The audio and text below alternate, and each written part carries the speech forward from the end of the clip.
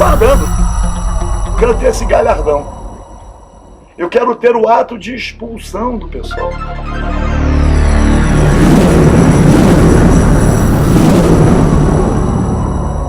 Por que o pessoal decidiu expulsá-lo?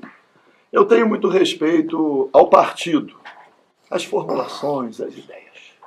Mas as correntes políticas, o pessoal, lamentavelmente, se transformou num partido que eu digo midiático. Para surfar na mídia, tem medo da mídia. Faz parte desse esquema aparentemente moralizador, mas que no fundo, esse esquema midiático, a grande mídia patrocina todas as imoralidades e seleciona para formar a opinião, para induzir a opinião pública. Todo cidadão tem direito ao devido processo legal. Não é cumprido. Quando surge um caso emblemático assim, é que nos dá a oportunidade de demonstrar aos outros. Porque em relação aos outros, a mídia não cuida. Mas está em trânsito a sua expulsão, afinal, não? Eu estou aguardando. Eu quero ter esse galhardão. Eu quero ter o ato de expulsão do pessoal. Eu já tinha tentado me desfiliar do pessoal. Há um arrependimento da saída do PDT e vinda para o PSOL? Ah, claro. Um arrependimento muito grande. Muito grande. O que o senhor deixou no PDT quando veio para o PSOL? O que ficou? Achei muitos companheiros, muitas ideias. E a saída foi por quê?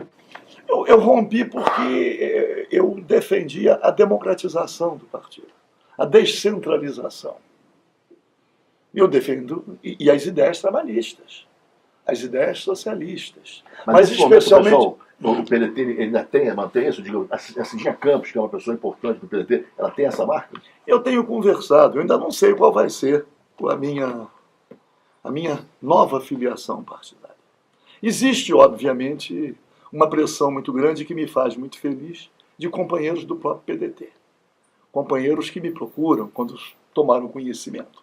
Primeiro da minha saída, que eu anunciei bem antes, na Assembleia Legislativa, que eu já estava atuando na Assembleia Legislativa de forma independente. Eu estava analisando o caminho que eu ia seguir saindo do PSOL. Recebi uma carta da direção nacional fazendo um apelo para que eu permanecesse. Apelo. Falando até, e fiquei feliz, fazendo elogios à minha trajetória de luta, que não é pequena. Eu não só lutei contra a ditadura, mesmo sendo oficial da ativa da Polícia Militar. Eu atuei na clandestinidade, eu tive minhas tarefas e cumpri. E fiquei 8 anos no Congresso Nacional, a partir da Constituinte. Tem lá a minha atuação registrada. Lutei contra o Sistema Globo, lutei contra o monopólio da mídia, lutei pela democratização da informação. Várias ações demonstrando o antro de corrupção que é o Sistema Globo. Comprovadamente, com documentos. O pessoal se insurgiu contra o meu voto com alegações infundadas, simplesmente porque eu votei defendendo a Constituição de 5 de outubro de 88.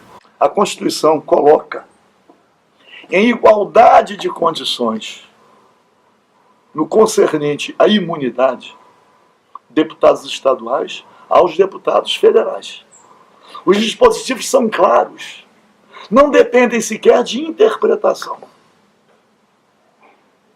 Mas claríssimo. Basta ler. Então, o Tribunal Regional Federal, aqui no Rio de Janeiro, determinou a prisão dos 3 deputados. Os crimes atribuídos não são crimes inafiançáveis. Os atos de que são acusados os deputados estão sendo investigados. Nenhum dos crimes é crime inafiançável. Fala a lavagem de dinheiro, que o deputado só pode ser preso em flagrante delito de crime inafiançável. A tese, então, do crime continuado é contestável, na sua opinião? Na verdade, mesmo que a lavagem de dinheiro seja um crime, a lavagem de dinheiro é um crime continuado. Vamos admitir como verdadeira essa afirmação. Só que o crime de lavagem de dinheiro não é inafiançável. Aliás, afiançáveis são os crimes praticados pelos ricos, que os ricos têm dinheiro para pagar a fiança. Por que não mudam o Código Penal e o Código de Processo Penal? Por que não passam a coisa? Por que não tem uma motivação no Congresso Nacional para que o crime de lavagem de dinheiro seja crime inafiançável? Agora, deputado... Então, só para concluir, então eu votei respeitando a Constituição, porque a prisão foi ilegal, a primeira. Mas o Tribunal Regional Federal, e aí cumprindo a Constituição, encaminhou a Casa Legislativa para resolver sobre a prisão. Por maioria, ainda diz, por maioria dos seus membros. Resolveu.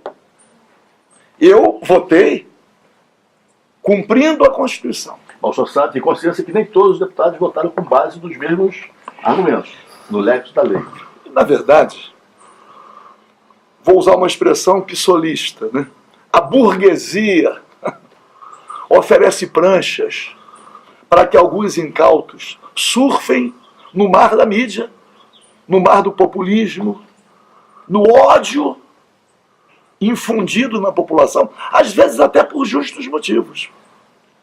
A Constituição não foi cumprida em relação ao senador Delcídio Amaral, que foi preso preventivamente, e o Senado acolheu, não só porque o senador Delcídio Amaral era do PT, que na gravação, na delação do Delcídio Amaral, na gravação, ele cita ministros do Supremo. O Supremo Tribunal Federal, para abafar, imediatamente prendeu, e o Senado acolheu. Quando chegou a vez do senador Aécio Neves, quando o Supremo Tribunal Federal constatou que o Senado não ia cumprir, o que é que fez o Supremo Tribunal Federal? Marcou a sua votação para decidir sobre o caso, combinou com o presidente do Senado, na semana seguinte foi a votação no Senado. E o Supremo Tribunal Federal recuou e se enquadrou na Constituição. O Senado enquadrou o Supremo. Quem decide é a Casa Legislativa. E aí o Senado decidiu pela soltura. Ou seja, então no caso do episódio envolvendo os 3 PMDBistas, houve, na verdade, uma precipitação. Na verdade, o Tribunal Regional Federal prendeu sem respaldo na Constituição. Descumpriu a Constituição. Está sendo discutido agora, inclusive, a questão se pode ou não, o estadual tem ou não uma relação com o federal. Na verdade, o Supremo Tribunal Federal não tem competência. Não é uma Assembleia Constituinte, o Supremo Tribunal Federal. Aliás, eu cito vários casos em que o Supremo Tribunal Federal descumpriu a Constituição, claramente. Vamos pegar o caso da presidente Dilma, o impeachment. Ela perdeu o mandato, mas continuou elegível. Ora, veja, isso é um escândalo. Então o Supremo Tribunal Federal, e mais, como é que o Supremo Tribunal Federal decide de 6-5? Agora mesmo, está para apreciar de novo a questão do cumprimento da sentença condenatória a partir da decisão da segunda instância, quando a Constituição diz o quê? Ninguém será considerado culpado até o trânsito em julgado da sentença condenatória. Como é que o Supremo Tribunal Federal decide que a partir da condenação em segunda instância já tem que cumprir? Ah, mas só os ricos chegam, tá bem. Aqui mesmo, no Rio de Janeiro, mais de 40% da população carcerária são presos provisórios. Nem condenação tem. E tem presos provisórios acusados de crimes cujas penas máximas correspondem a uma pena menor do que o tempo que eles já estão presos provisoriamente. E quando são condenados por vezes, são condenados a uma pena menor do que o tempo que estão presos. Sabe por que isso? Que o Tribunal de Justiça prende. Não gasta um tostão com a guarda dos presos, não alimenta os presos, não cuida da saúde, não administra visitas. Quem gasta é o Poder Executivo. E é um desrespeito a um direito humano fundamental. E está na Constituição a presunção da inocência, que o pessoal é muito tolerante em relação a alguns quadros que cometem deslizes. Que deslizes, por exemplo? Eu posso dizer, até deslizes de gênero, né? Nós temos um parlamentar expressivo do partido, foi acusado pela mulher de ter sido agredido, ou então colocar esposas em gabinetes de outros parlamentares. Isto eles toleram. Eles toleram. Esse chamado nepotismo cruzado. Ah, mas se alcança alguém que não é daquele grupo dirigente, porque na direção do PSOL tem pessoas muito boas. Mas a luta interna no PSOL é mais acirrada do que o esforço para construir o partido. Eu vivi sob tensão no PSOL, que algumas correntes não suportavam a minha presença. O preconceito que o senhor prepara, que o senhor fala, é preconceito. Esse preconceito ele ocorre pela sua origem no PDT de Brizola? Não. Ou é pela sua idade? Qual é a razão? Eu nunca fui do PT. E o PSOL é uma costela do PT. Ou seja, se o quadro é originário do PT... Eu já tenho alguns adversários. Mas o fato também de eu ser originário da Polícia Militar. Também isso tem uma... Eles não avaliam quais foram os meus posicionamentos ao longo da vida na defesa dos direitos humanos, mesmo quando estava no serviço ativo. Mas, por exemplo, quando o pessoal escolheu o cabo Daciolo para ser bombeiro, e não durou muito tempo, né, acabou se afastando, a base, o critério foi muito pequeno. Foi uma manifestação que ele participou e rapidamente ficou comprovado aqui. O pessoal também não abraça a causa trabalhista. Os direitos dos trabalhadores, o pessoal não tem esse cacuete. O pessoal não tem inserção nos sindicatos, a não ser de servidores públicos. Mas na classe trabalhadora, o pessoal não tem inserção. Na fábrica? O pessoal é o partido muito mais da juventude universitária. Não alcança. E mais. E não cresce. Não cresce, porque a luta interna prevalece. No Rio também? Então, no Rio principalmente. A cabeça do pessoal do Rio. Imagina o que o pessoal fez com o senador Randolfo Rodrigues. Emprestou o nome para concorrer à presidência da República. Eu estive no Congresso Nacional do PSOL, lá em Brasília, olhando as correntes, atacando de forma a mais desrespeitosa o senador Randolfo Rodrigues, que não suportou e saiu do partido. A questão do Cabo Daciolo.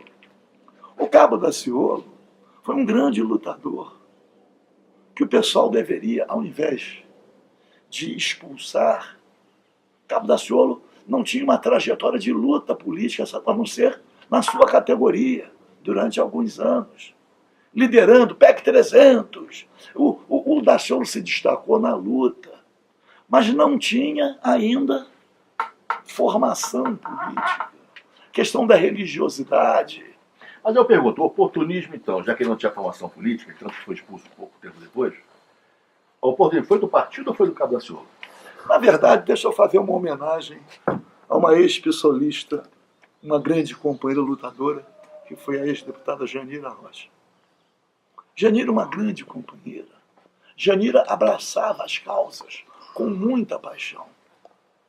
E quando ela viu o movimento dos bombeiros, com policiais militares, com pau, Janira mergulhou na luta e se vinculando também ao Cabo Daciolo, que eu devo dizer, é um grande companheiro, mas que precisava receber um outro tratamento. Mas uma coisa, e não uma expulsão sumária. Mas quando o senhor viu, por exemplo, ele posando, fazendo uma selfie com o capitão Bolsonaro, deputado federal e inclusive candidato à presidência, isso ofendeu o senhor com o passado do PDT, o passado... Deixa eu dizer, eu não sei em que circunstância ele fez a selfie. a convivência numa casa legislativa. Eu tenho selfies, as mais diversas, do meu querido Marcelo Freixo com o Jorge Pisciani. Várias. Inclusive assinando projetos conjuntos. O mesmo projeto de lei. Eu quero saber. Quer dizer que em relação ao Cabo Daciolo, esse ódio. E em relação aos outros? Vem lá. Fotografia. Junto. Na maior alegria. Por que vale para um, não vale para outro? Porque uma coisa, e é preciso isso, a gente que convive na Casa Legislativa, nós conhecemos os interesses em jogo, a bajulação. Está aí na Rua da Amargura. O deputado Jorge Pisciani era muito bajulado por deputados do PSOL, querendo aprovar suas propostas, querendo ocupar postos no Legislativo, abrindo comissões, às vezes até comissões sem nenhum significado, muito mais para poder atuar politicamente. Eu vou abrir uma comissão especial para a Baía de Guanabara. Ora, tem comissão de transporte, tem comissão de permanente de meio ambiente, tudo. Abriu para quê? Para ter um instrumentozinho para dizer que estava lutando, que eu sou de Niterói, quero lutar pela Baía de Guanabara. O Pisciani, além de abrir a comissão, ainda indica assessoria, ainda tem carguinho pendente lá. Que a grande questão é que você não pode ser meio rigoroso. Rigoroso para os outros e leniente com os correligionários. Mas vou dar pergunta para o senhor. Os 3 deputados que geraram esse embate com o PSOL, o senhor acredita na honestidade deles? Eu não sou julgador. Eu não acredito na honestidade. Eu não acredito na culpabilidade nem na inocência. Eu quero que o processo, que siga o devido processo legal. Quem pegar a peça produzida pelo Ministério Público para pedir a prisão, vai verificar que eu sou citado algumas vezes, cobrando providências. As providências que estão em curso, elas estão vindo do Ministério Público Federal, do Judiciário Federal. Onde é que está o Ministério Público Estadual? Onde é que está a Justiça Estadual? Onde é que eles estão? O que aconteceu? Quer dizer que eles estavam aqui acompanhando... Eles levaram um susto? Então eu chego a... Existe o seguinte, ou eles são omissos, ou as acusações então são improcedentes. Porque estão criminalizando, a partir desse caso, estão criminalizando o exercício do mandato. O exercício... Quem pega a peça produzida pelo Ministério Público, vê que qualquer um parlamentar, amanhã, poderá ser alcançado. Ano que vem, seu eleitor, ele não vai ver mais o senhor no PSOL. Isso é um fato? Eu já saí do PSOL. Aliás, eu já me considero expulso. Eles têm que consumar. Se porventura... É igual separação, quer dizer, só falta... Se até o início de janeiro, porque eu também não vou ficar nessa situação de trânsito, né? Nessa situação de indefinição, até beneficiando lá o pessoal. Por quê? Porque tendo 5 tem mais espaço, passa a ser uma bancada grande. A partir de 4. Não, na disputa dos cargos internos. Na televisão isso não muda nada. Não, mas eu não vou ficar, eu vou aguardar. Eu estou aguardando a expulsão. Ou seja, então o senhor está ali encostado... Se porventura vai chegar, eu tenho o meu time, o meu tempo. Não expulsaram, eu entro e faço a minha desfiliação. Que é em janeiro. A desfiliação é um ato individual. O senhor não tem medo de que eles reivindiquem o seu mandato? Não tenho medo, eu acho que eles têm direito. Eles podem até fazê-lo. Mas eu estou começando agora a distribuir a carta que eles me enviaram na época que eu quis sair, para que eu não saísse. Que ali eles me elogiam. Olha aí. Como eles sabiam que eu ia sair, aproveitaram esse episódio para o ódio social em relação aos deputados. Ódio que é justificável ou não, mas é ódio. Mas a decisão do Tribunal Regional Federal é uma decisão inconstitucional. Basta conversar com vários juízes. Aliás, o doutor João Damasceno, Juízes para a Democracia, escreveu um artigo no jornal O Dia, dizendo assim, então que mudem a Constituição. Mas o deputado estadual tem a mesma proteção que tem o deputado federal. Só pode ser preso em flagrante delito de crime inafiançável. E mais, e mesmo assim, a Casa Legislativa ainda opina. Mesmo que a prisão fosse legal, ainda tinha que submeter a Casa Legislativa. E mais ainda, por vezes, a prisão de deputado nem necessariamente passa pelo Poder Judiciário. Prendeu em flagrante, leva para autuar aonde? Na delegacia. O delegado tem a obrigação de comunicar à Casa Legislativa, para que a Casa Legislativa decida. Nem necessariamente passa pelo Judiciário. Defender o Estado Democrático de Direito. O ponto primeiro consiste em defender a Constituição. Setores conservadores, entreguistas, ainda não encontraram o seu candidato.